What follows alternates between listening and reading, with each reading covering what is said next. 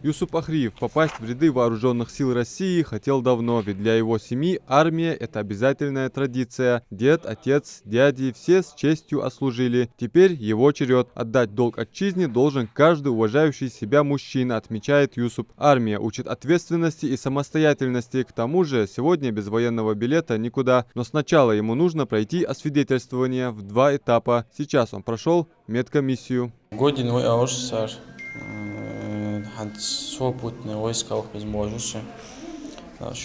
Окулист, невролог, офтальмолог, терапевт и стоматолог. Первым делом призывники на пункте проходят медосмотр у 8 врачей узкого профиля. Также призывники проходят психологический отбор, что немаловажно на службе. Желающих попасть в армию и отдать гражданский долг много, но по состоянию здоровья многие остаются в запасе. В основном без каких-то отклонений бывает очень редко. Единицы, которым можно 100% сказать, что он годен и что он действительно, он годен ограничениями, с незначительными ограничениями.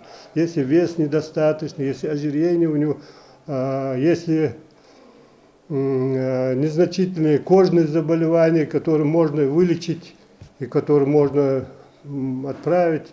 При сколиозах, сколиозы бывают обычно у школьников, я не знаю почему, но в основном у школьников они дают искривление позвоночника или неправильная посадка этих детей в школе, или, не знаю, перегрузки какие-то, нагрузки.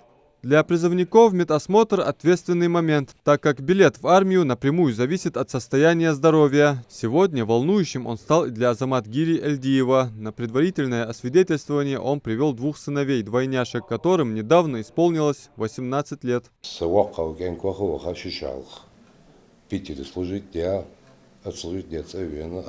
Почетную грамоту же, благодарственное письмо Амаджи военкомата ени, от милиции Арвяну, царшую милиции Волхова. Армия Кацави. Где же это юридически? Азат служить. Садаз для служить.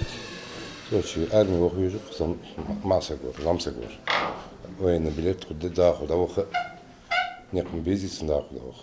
Направят призывников сухопутные, воздушно-космические, железнодорожные и войска Национальной гвардии России. Весенняя призывная кампания в соответствии с указом Верховного главнокомандующего началась по всей стране с 1 апреля и пройдет до 15 июля. В этом году перед Малгобекским комиссариатом поставлена задача. Они должны отправить 60 новобранцев. Предварительную комиссию прошли около 100 человек. Пока призывники на стадии отбора.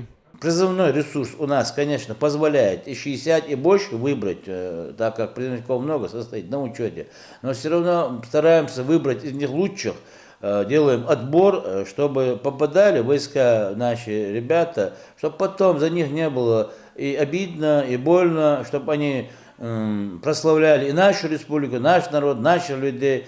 Где бы ты ни был, ты не должен забывать, что ты ингуш, что тебе надо возвращаться сюда. Поэтому у нас такой отбор идет предварительный, и стараемся, чтобы более лучше поставить войска. Отправка на военную службу начнется с 20 мая. Перед этим призывники должны пройти конечное освидетельствование в военном комиссариате в Экажево. Там же покупатели проведут собеседование с новобранцами. Молодые люди по желанию могут выбрать род войск, где хотят служить. Адам Мережков, Адам Гулоев, Магомед Белакиев. Новости 24.